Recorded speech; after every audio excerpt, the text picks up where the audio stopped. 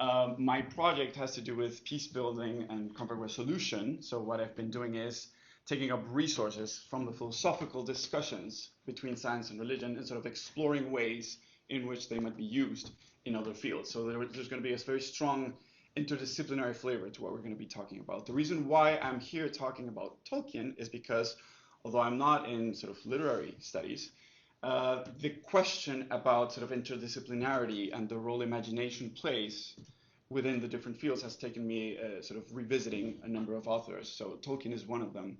What I'm going to do today is basically approach a very important text in Tolkien studies called On Fairy Stories, an essay he wrote many years ago, and then expand from that, sort of offer two options, two ways in which that essay could be interpreted and used in different fields. I would hope to have time for Q&A in the end, so yeah, whatever question you have or comments, I'll be more than happy to engage. The general structure, structure for what I'm going to do today is first a very brief, short introduction, our first approach to Tolkien and the overall sort of discussion about imagination.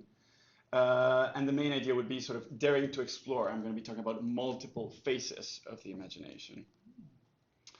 Three phases then, like I said, the first section says subcreation, a bridge between two shores. So that'll be my overall mapping out various stories, the essay.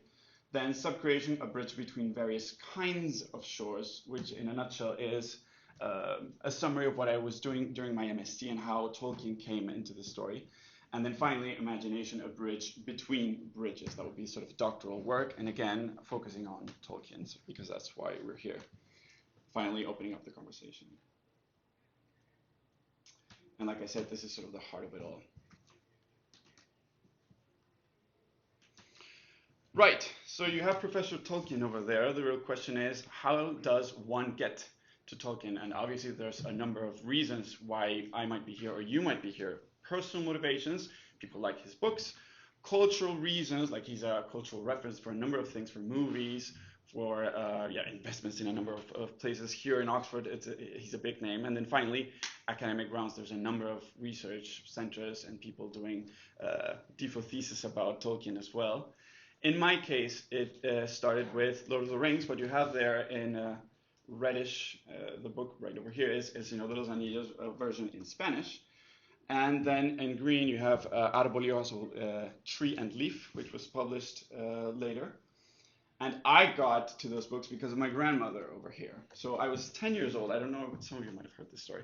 But I was 10 years old, and I just happened to find this book over here, The Lord of the Rings, in one of her rooms. And I told her, what is this? It just looked mysterious. And her answer was, you haven't, she looked at me in disgust. You haven't read Lord of the Rings. Mind you, I was 10 years old. And I said, no, should I? And she said, so you don't know who Gandalf is? And I said, well, no.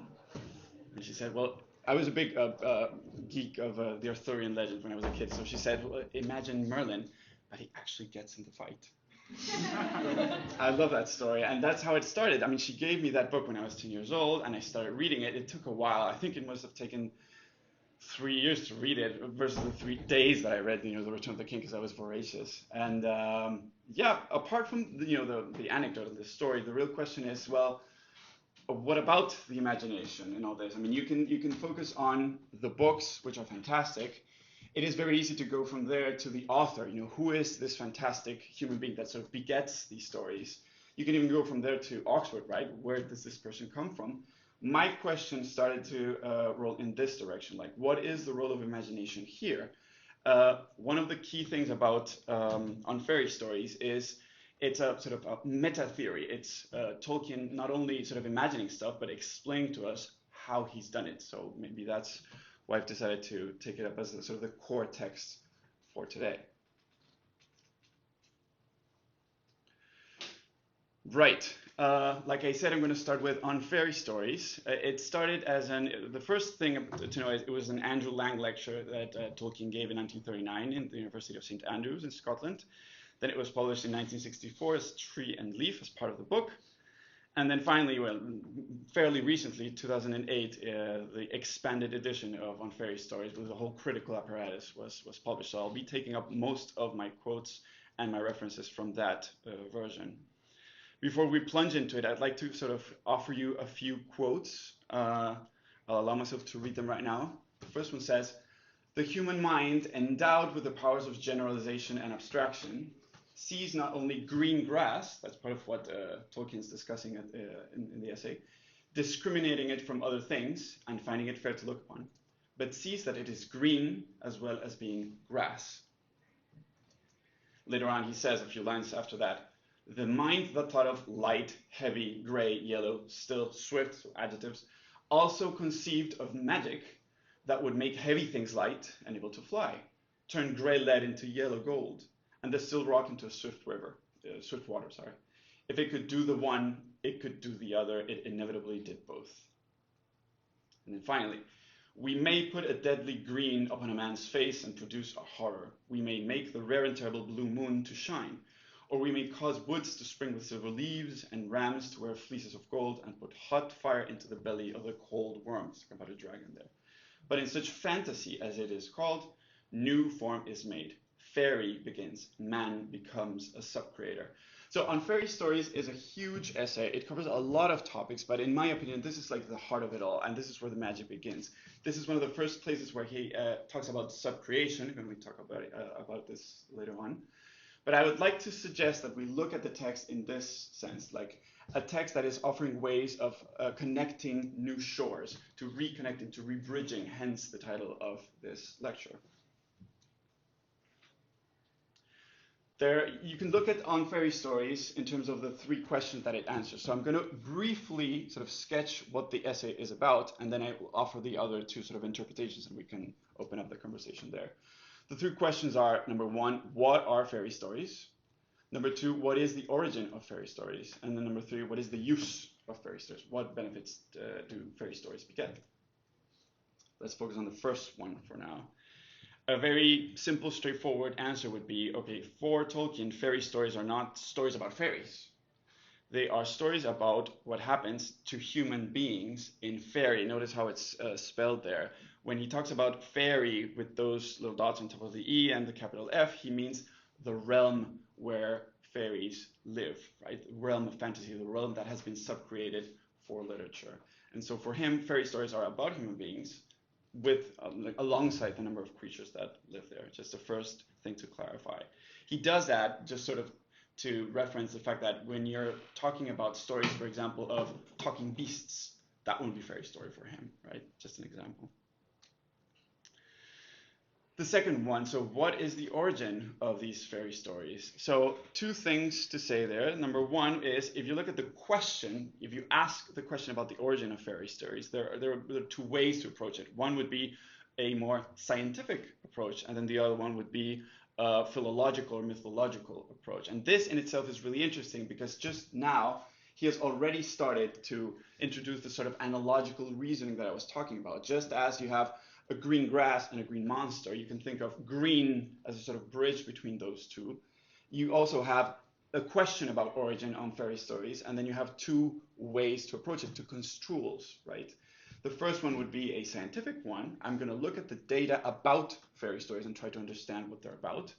But then the second one is, from a philological or mythological approach, he says, what is the meaning of it? It's not about just gathering data, it's about weaving the data together into a meaningful whole, right?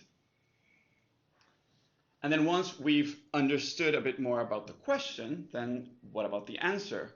On Fairy Stories suggests there might be at least 2 others. So Müller is mentioned, and his solar theory, so a theory according to which fairy stories and myths came into being because of our relationship with the cosmos, right? With the sun, the moon, the stars, everything up in the sky. And then Lang's anthropological theory. So myths and stories are understood in as much as they are a result of cultural and social interactions. Tolkien seems to think that both of them have interesting intuitions, right? But they're not enough, and they don't get the gist of it. The bottom line is, according to Tolkien, myths and stories come about because human beings have the ability to craft words, and so enshrine their experience into words, and that's the actual origin of myths. And in order to explain how that happens, he talks about subcreation. So there's a caveat there, a theological sort of clarification. Tolkien was a Catholic, and for him, the only one who actually creates in the technical way would be God, right? In theology, creatio ex nihilo, creation out of nothing. It's exactly what God is allowed to do. He's the only one capable of doing that, right? So when a human being creates a story, that's not technically creation. A human being would be sub-creating, right? And so that's the reason why there's this sort of prefix over there. So the heart of the whole answer that Tolkien gives to this question is yes, human beings are able to subcreate. We subcreate and craft stories because we're able to enshrine our experience into words.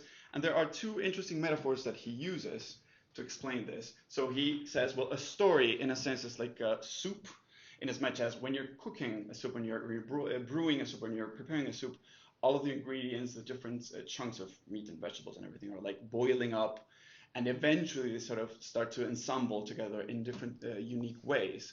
And so just as the soup comes up as a result of that sort of articulation of ingredients, so too a story will. If you take up the story of a very strong man in the village, and then you articulate it somehow with the amazement and awe and the inspiration that is felt when thunder falls and lightning, you get Thor. When you have the story of a young woman, a damsel in distress, and then you suddenly like the way the sun shines and gold shimmers, you have Rapunzel. And so that's sort of the analogy. And just like the story is a soup, I would be interested in the cauldron, like what happens in the mind of the storyteller, right? And then finally, what's the use of fairy stories? Is there any benefit to these stories, right? So first thing he clarifies, it's not for children. I should clarify, it's not exclusively for children. I mean, Professor Tolkien wouldn't worry about a child listening to a fairy story, but he's very much against the idea of fairy stories being exclusively for children. According to him, the actual public for fairy stories are human beings, in as much as we are able to do that, to have an involuntary suspension of disbelief or secondary belief. So again, another clarification. This here is an important word, hence the capital letters. Secondary belief is also a technical term for him. So belief refers to the real world, and because we are able to subcreate other worlds, he calls them secondary belief. And so what happens when you read a fairy story is you don't believe what you're reading. You know it's not technically true, but within the context of the experience of reading, there's secondary belief, right? And so who's the public meant for fairy stories? Human beings, in as much as we're capable of secondary belief. Oh, sorry. There you go. And then why does it appeal? Why is it interesting? Well, according to Tolkien, fantasy, the whole experience of sort of articulating subcreation and secondary belief, can be expressed in many ways, but the ideal one would be narrative. He wasn't a big fan of drama.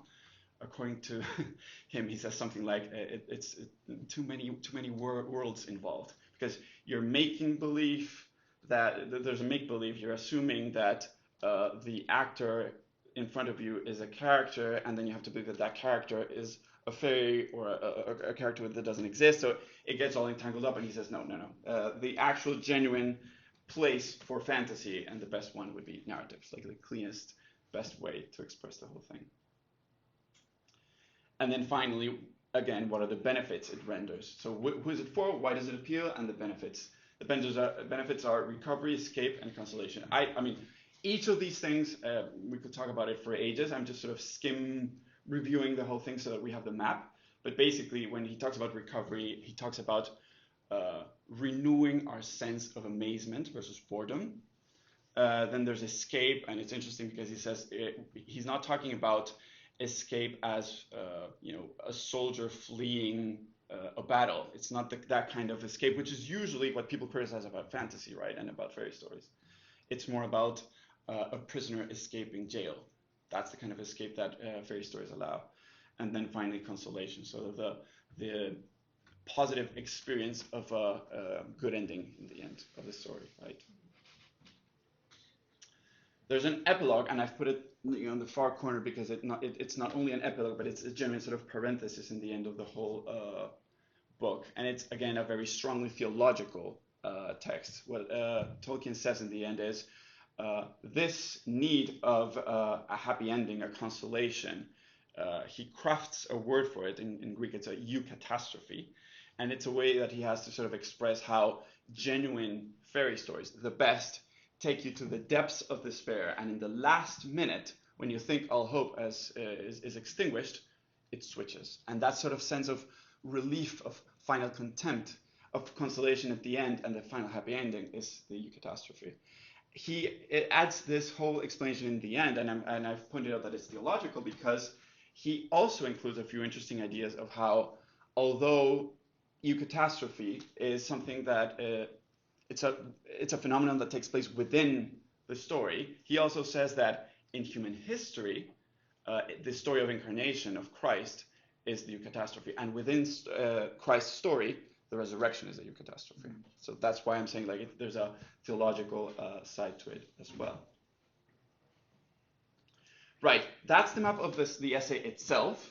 I have just highlighted these two things here because once I suggest the two other construals, the two other readings that I've been working on, these two will be very important. The idea of subcreation, the idea of secondary belief, and then finally these two metaphors that we were talking about, the story and the soup in a cauldron, right?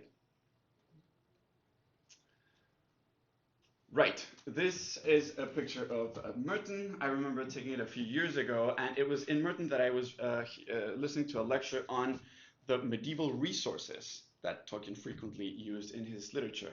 And at one point I had a series of questions about the religious imagination, and I thought, might there be a way to link these two? Could you talk about a subcreative theology, if you will?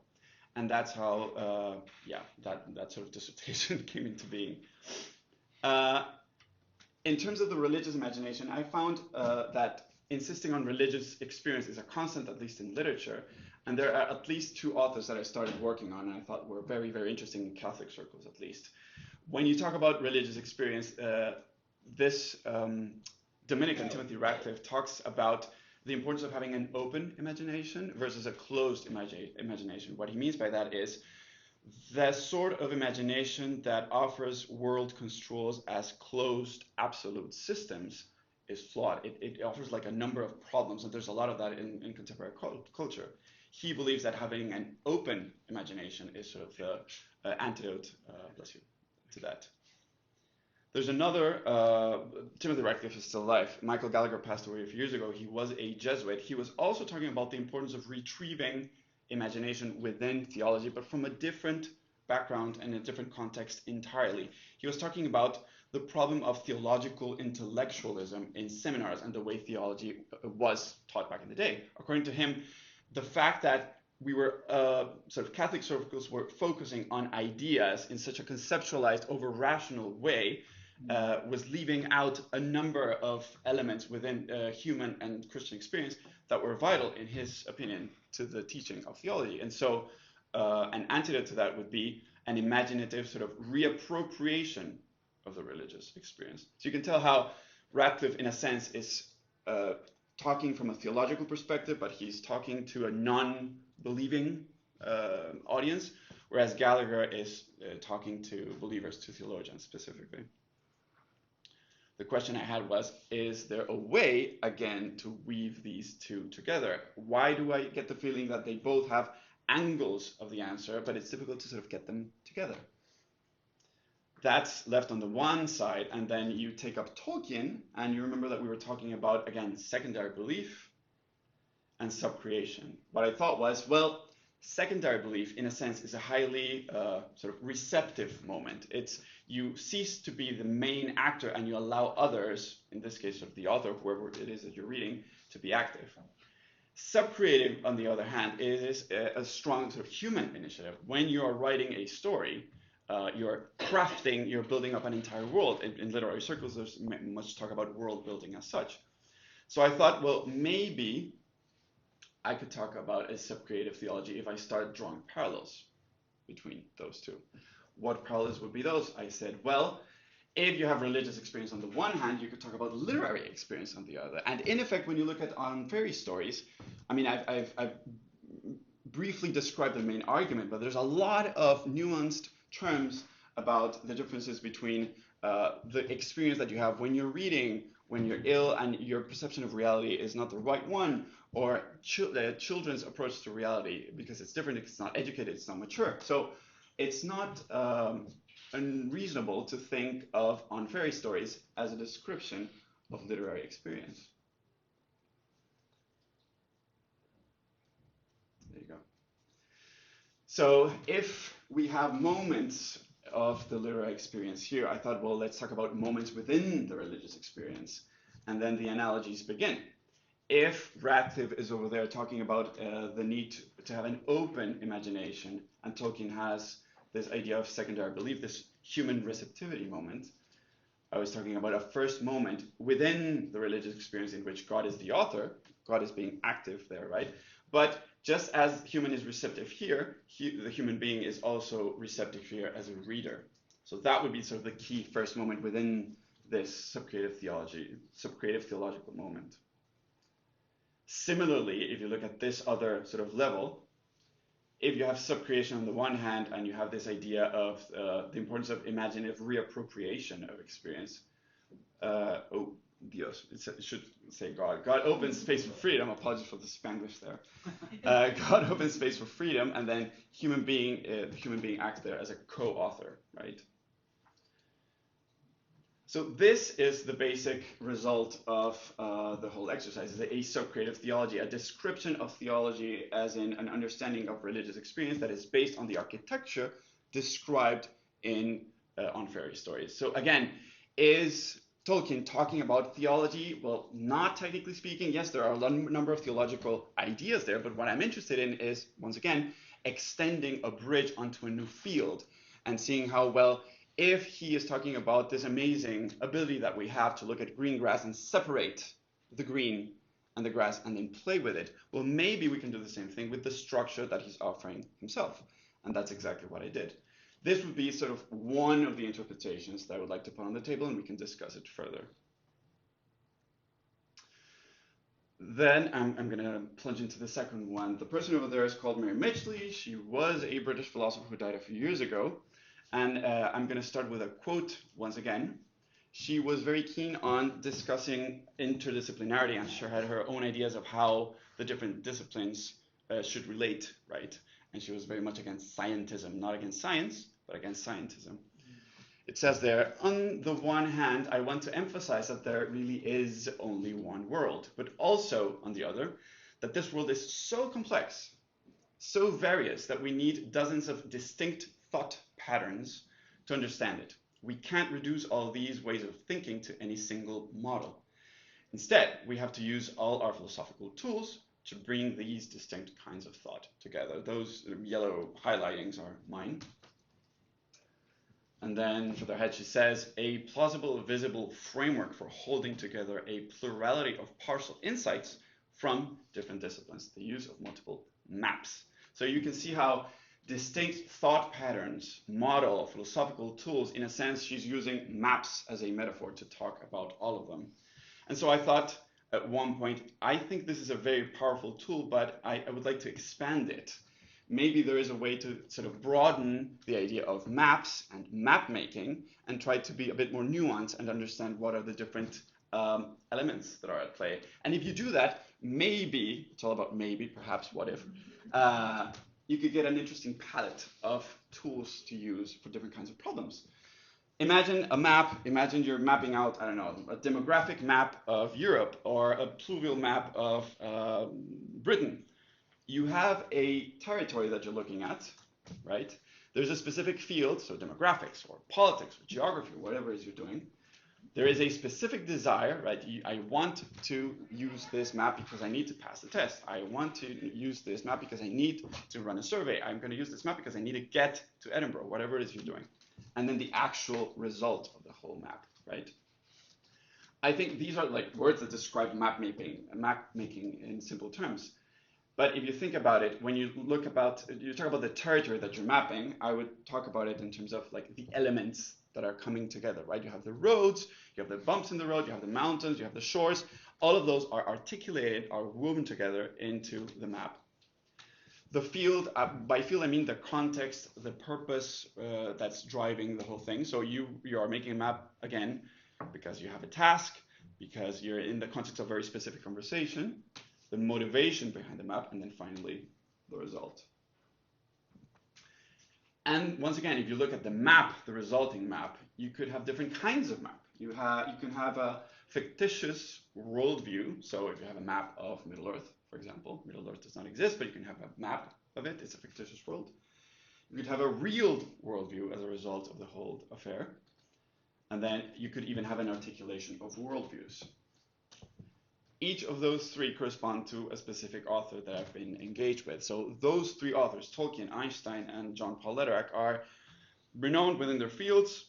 They're incredibly creative. They've been thinking out of the box, but yet another virtue they have, somewhere at one point or the other, they've been explicit about their imaginative experience. So again, Tolkien talks about the role of imagination on fairy stories. Einstein has a very interesting set of essays in which he describes the role of the scientific imagination in theoretical physics. And then John Paul Lederach, some of you might not know who he is. So John Paul Lederach is an emeritus professor from the University of Notre Dame, and he works in the field of peace building and conflict resolution. So I'm including him here on the list because his seminal book is called The Moral Imagination, and it's all about the importance of being able to imagine or envision the world from your enemy's perspective. Of course, if you're talking about peace building and conflict resolution, he says he's been involved as a theoretician and a practitioner in various peace processes around the world, Colombia included. And he says, well, I believe that a prerequisite for any decent peace process to be successful is for people that are involved to develop a minimum amount of moral imagination, i.e. the ability to look at the world from a different perspective, to understand the world, it's about empathy as well, from my enemy's perspective. It's trying to understand that the warring imaginaries, the warring mindsets that we've been living in are not necessary, they're contingent, they can change. It's about looking at the future and saying, maybe the future of my people, of my children, say, has something to do with the future of my enemy's children. They're not that dissimilar. And because he explicitly talks about this in the book, I've included him here. What I'm going to do is very briefly sort of show how, in a sense, this structure that I've suggested here, hold on, there you go. Jesus, apologies. This over here can be applied as an interesting filter, a sort of a hermeneutical lens, if you will, to look at each of these authors. I'm fully aware that they come from entirely different worlds, right? Different disciplines, different perspectives, different questions, different epistemological frameworks. So it can get clumsy and muddy, but I've tried to be like as clean, conceptually clean as possible. And my idea is just to sort of illustrate how looking at these different authors from this perspective, which, as you've seen, has a link with Tolkien over here as a case scenario, is worthwhile, right? And of course, I'm starting with Professor Tolkien. So you have those four categories that I'm suggesting, right? Field, territory, desire, map. The four categories that allow us to look at an imaginative exercise as map making.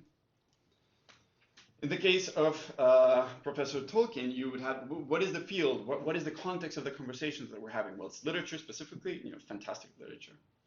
What is the territory, if you will? What are the different elements that he's trying to weave together? And once again, the cauldron of story. I told you that it was going to be an important metaphor. So just as cooking up something requires you to articulate different ingredients in different ways, well, you are supposed to weave different ingredients that are part of the territory of your story.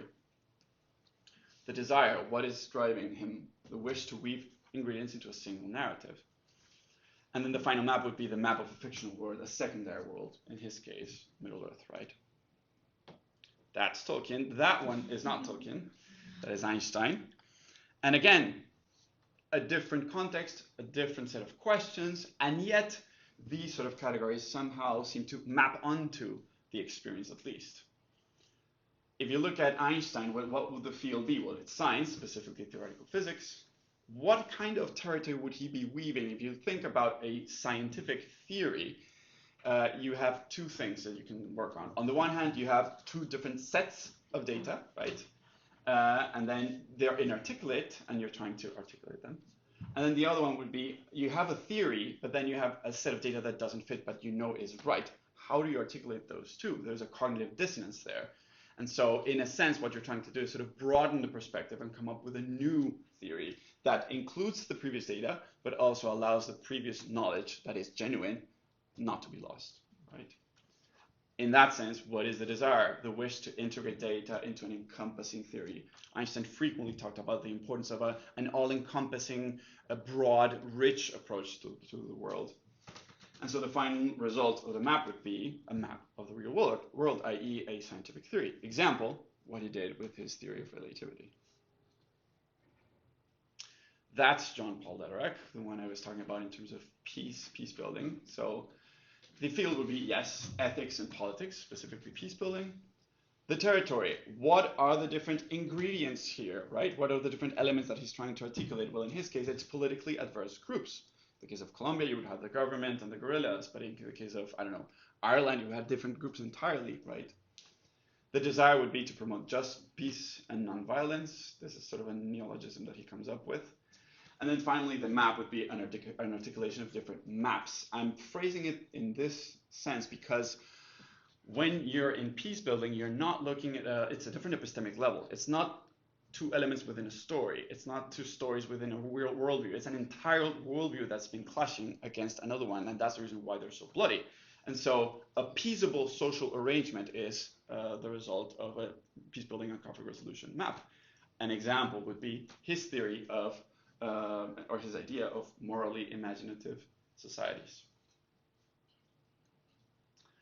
Right, I'm aware that I've put a lot on the table, and I apologize. I've tried to be as clear as possible, but I know it's difficult when you're finishing a DPhil. You have a lot of information, and you want to be as clear as possible. I hope I haven't been like overwhelming, but I'm trying to give a short summary and overview here. The heart of this talk has been on fairy stories, the essay, right? And I've been insisting on an analogical reading and analogical bridges, and how different approaches, different perspectives on the text might be interesting. On the one hand, I've been talking about the imagination as a bridge between other, in the example I gave, theological source, right? And so the result of that was our conversation about a subcreative theology. A different, but analogical exercise was a talk about imaginative structures shared by various disciplinary imaginations. So in a sense, I would be talking about a world-building imagination. The whole idea would be, yes, there are different approaches to the world. You have science, religion, psychology. But in a sense, if you look at it from a human experience perspective, from a phenomenological approach, and you look at the role imagination plays, it seems to me, and that's what I'm putting on the table right now, that you could talk about the imagination as the ability that we human beings have to articulate, once again, different disjointed sets of data into meaningful wholes. And so in a sense, the role that Tolkien played here was sort of the structure, the architecture that inspired the whole exercise, whereas here he was yet just but a case example of the many kinds of imagination that come to show how our imagination in general allows us to see the world in different views. I believe this is important. I believe it's interesting and worthwhile, not only because it's interesting and curious, academically speaking, but because we're in an age of a lot of bridge building and avoiding over-specialization, avoiding conflicts, and in front of temptation of unnecessary antagonization, the whole idea of maybe exploring answers coming from different disciplines seems worthwhile. And I'd like just to end with a nice quote from Tolkien. It's a dangerous business, Frodo, going out your door. You step onto the road, and if you don't keep your feet, there's no knowing where you might be swept off to, but I think it's worthwhile. Thank you.